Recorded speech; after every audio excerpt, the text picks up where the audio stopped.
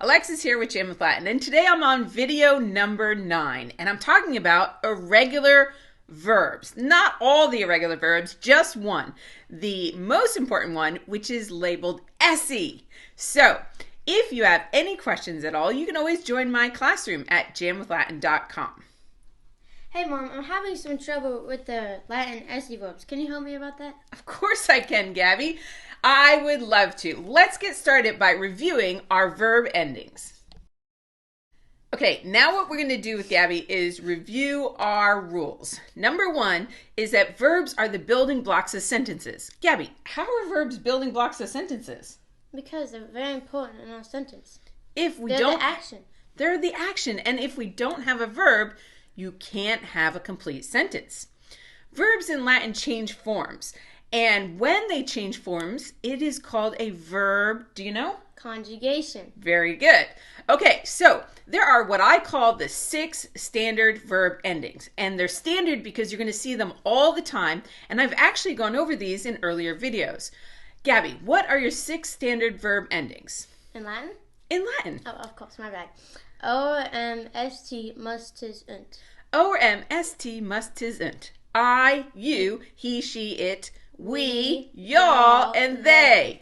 All right, so now that we know our endings, we've reviewed our facts, we're going to add these endings to the irregular verb esse. Now, I'm talking about the irregular verb esse. But Gabby, what does irregular mean? Well, irregular means it does not follow the regular pattern. That's right. This means we have to memorize its construction. Now, the first thing we need to know about verbs is many of them have what's called the 4 principal parts. And these parts are the foundation or the building blocks of the verb's spelling. Cool. Our 4 principal parts of esse are, what I said, irregular. They don't follow any patterns. The first one is what? Sum. And then? Esse. Fui is the third one, and futuras is the fourth one. Now we're only going to work with sum, the first principal part, and esse today. Now, you might be asking, what does esse translate to? It translates to be, of course. To be, of course. Okay, so we are now going to go over the to be verb esse. Okay, Gabby, are you ready to build the irregular verb esse? I'm ready. Okay, so the very first thing we need to know is that esse translates to be. And in English, we have to be verbs that we all should have memorized. Do you have them memorized, Gabby? Yes, I do. What are they? Well, in English, it's I am, you are, he, she, it is, we are, y'all are, they are. That's right. I am, you are, he, she, it is, we are, y'all are, and they are. So, esse is going to change its form as well. And remember, we have to have these memorized, so I want to put them on individual flashcards. Hey, Gabby, could you grab my flashcards? Sure thing, boss. All right. So, we remember that our flashcards are yellow for verbs. And our first verb is sum. That translates to what?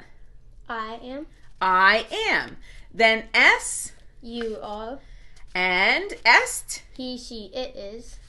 Sumus. We are.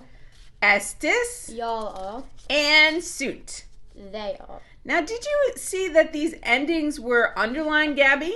Yes, I did. Do you know why they're underlined? Because it's important to know that those are the endings.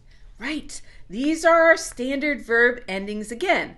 Today, with the verb sum, we are using the M ending instead of the O ending. So, MST, must, tis, unt. They still translate to I am, you are, he, she, it is, we are, y'all are, they are. Yes! All right, that's it for today. Make your flashcards, like and subscribe, and share with your friends because they need to learn Latin too.